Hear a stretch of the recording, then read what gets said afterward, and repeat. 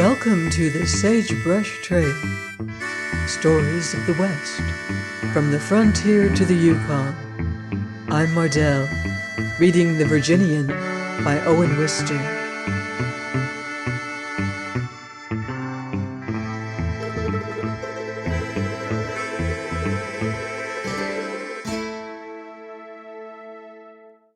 Chapter 34.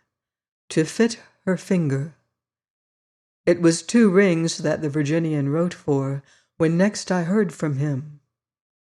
After my dark sight of what the cattle land could be, I soon had journeyed home by way of Washakie and Rawlins. Steve and Shorty did not leave my memory, nor will they ever, I suppose. The Virginian had touched the whole thing the day I left him.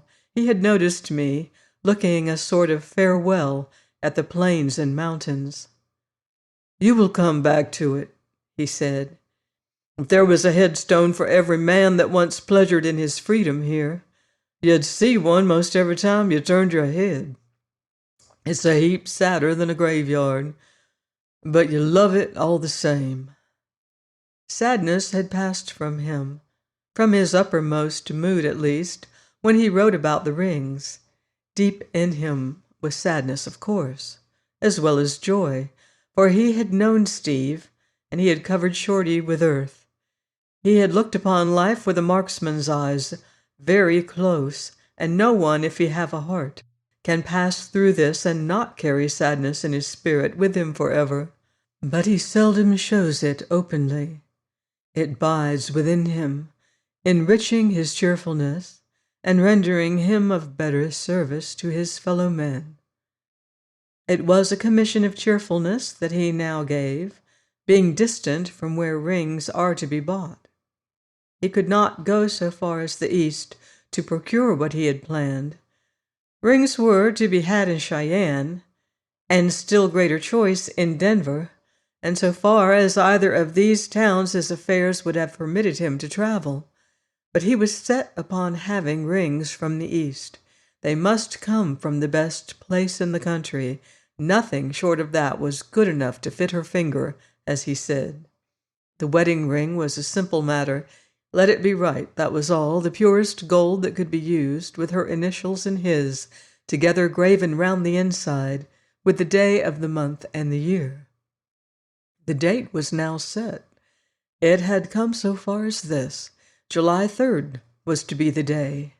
Then, for 60 days and nights, he was to be a bridegroom, free from his duties at Sunk Creek, free to take his bride wheresoever she might choose to go, and she had chosen. Those voices of the world had more than angered her, for after the anger a set purpose was left. Her sister should have the chance neither to come nor to stay away. Had her mother even answered the Virginian's letter, there could have been some relenting. But the poor lady had been inadequate in this, as in all other searching moments of her life. She had sent messages. Kind ones, to be sure, but only messages. If this had hurt the Virginian, no one knew it in the world, least of all the girl in whose heart it had left a cold, frozen spot. Not a good spirit in which to be married, you will say. No, frozen spots are not good at any time. But Molly's own nature gave her due punishment. Through all these days of her warm happiness, a chill current ran, like those which interrupt the swimmer's perfect joy. The girl was only half as happy as her lover, but she hid this deep from him, hid it until that final fierce hour of reckoning that her nature had with her, nay, was bound to have with her, before the punishment was lifted, and the frozen spot melted at length from her heart. So, meanwhile, she had made her decree against Bennington. Not Vermont, but Wyoming should be her wedding place. No world's voices should be whispering. No world's eyes should be looking on when she made her vow to him and received his vow. Those voices should be spoken and that ring put on in this wild cattle land, where first she had seen him ride into the flooded river and lift her ashore upon his horse. It was this open sky which should shine down on them, and this frontier soil upon which their feet should tread. The world should take its turn second. After a month with him by stream and canyon, a month far deeper into the mountain wilds than ever yet he had been free to take her, a month with sometimes a tent and sometimes the stars above them, and only their horses besides themselves, after such a month as this, she would take him to her mother and to Bennington, and the old aunt over at Dunbarton would look at him and be once more able to declare that the Starks had always preferred a man who was a man. And so July 3rd was to be engraved inside the wedding ring. Upon the other ring the Virginian had spent much delicious meditation, all in his secret mind. He had even got the right measure of her finger without her suspecting the reason. But this step was the final one in his plan.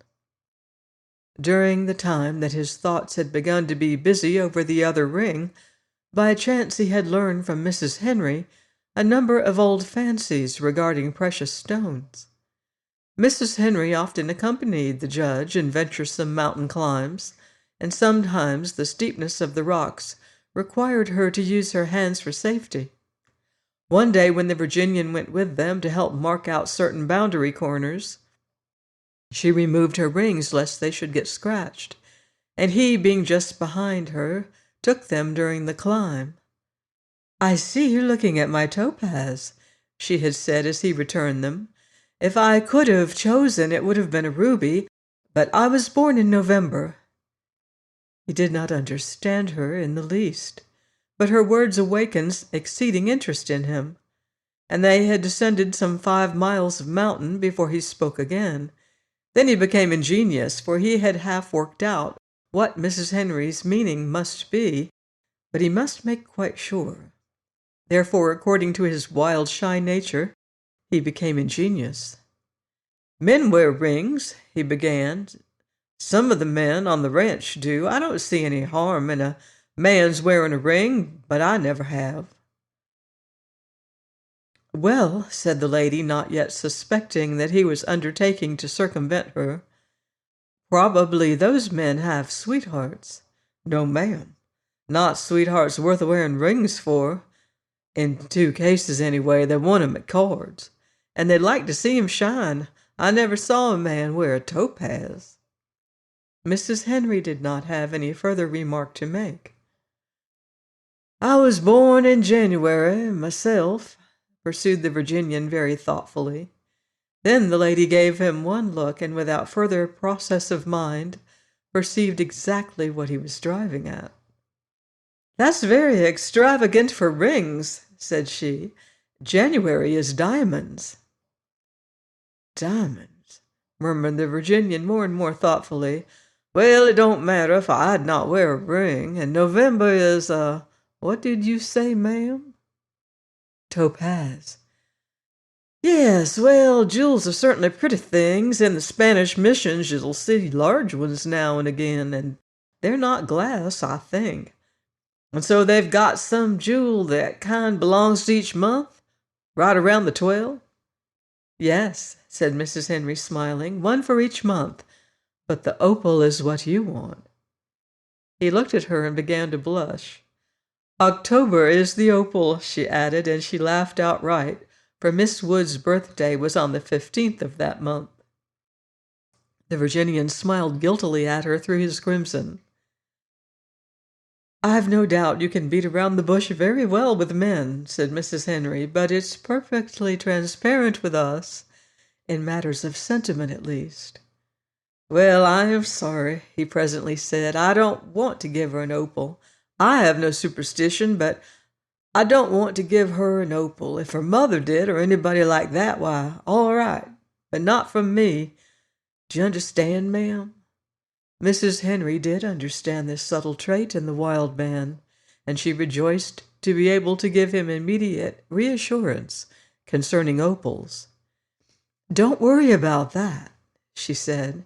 "The opal is said to bring ill luck, but not when it is your own month stone. Then it is supposed to be not only deprived of evil influence, but to possess peculiarly fortunate power. Let it be an opal ring." Then he asked her boldly various questions, and she showed him her rings and gave him advice about the setting. There was no special custom, she told him, ruling such rings as this he desired to bestow. The gem might be the lady's favorite, or the lover's favorite, and to choose the lady's month stone was very well indeed.